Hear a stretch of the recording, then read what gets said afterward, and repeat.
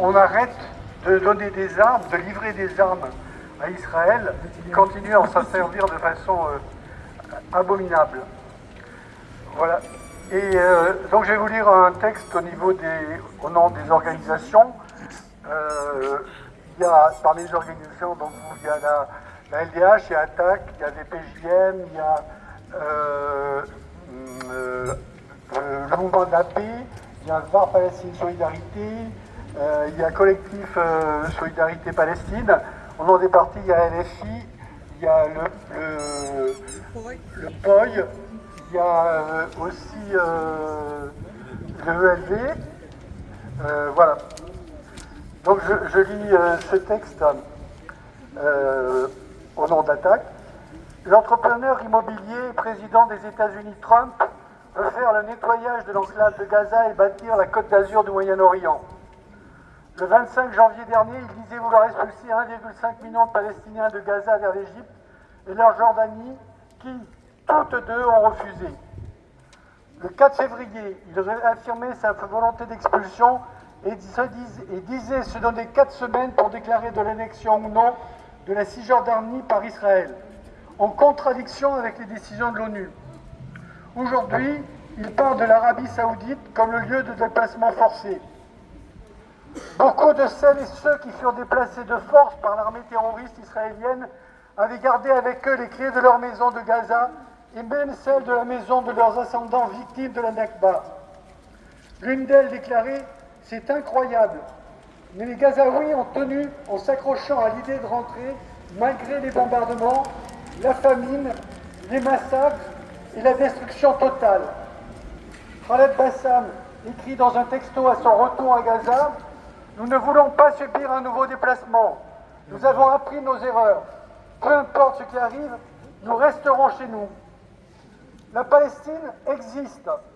Ces marches de retour auxquelles nous avons assisté montrent la volonté farouche et déterminée d'un peuple à vivre chez lui, sur la terre de ses ancêtres et le lieu de son histoire nationale.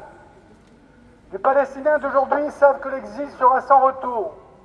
Nous sommes bien dans une situation coloniale où celui qui rêve d'être le maître du monde et de réaliser une partie du projet historique du sionisme veut disposer du peuple palestinien et de son territoire comme il l'entend, niant au passage son histoire. Trump, Netanyahou, Smotrich, Ben Gvir, la Palestine n'est pas à vous et elle n'est pas à vendre. Pas les pattes.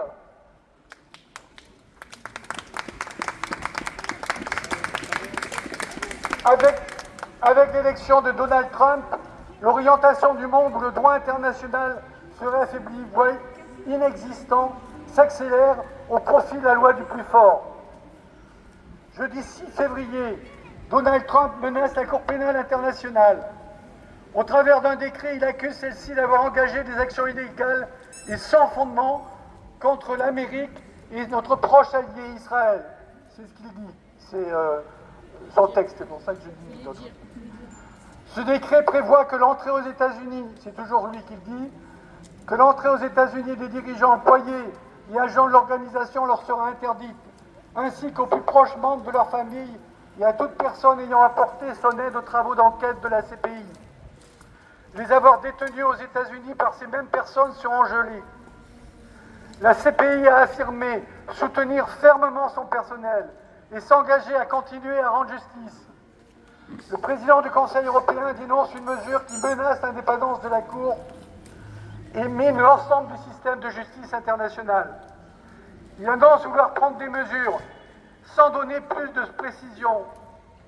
Ni Israël ni les États-Unis ne sont membres de la CPI. Pour nous, citoyens et citoyennes, manifestant partout en France et dans le monde depuis près de 19 mois, nous voulons des actes immédiatement.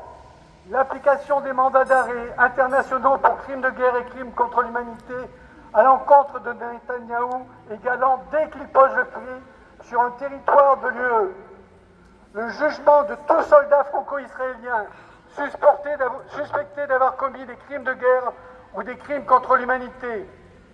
L'arrêt des livraisons d'armes à Israël.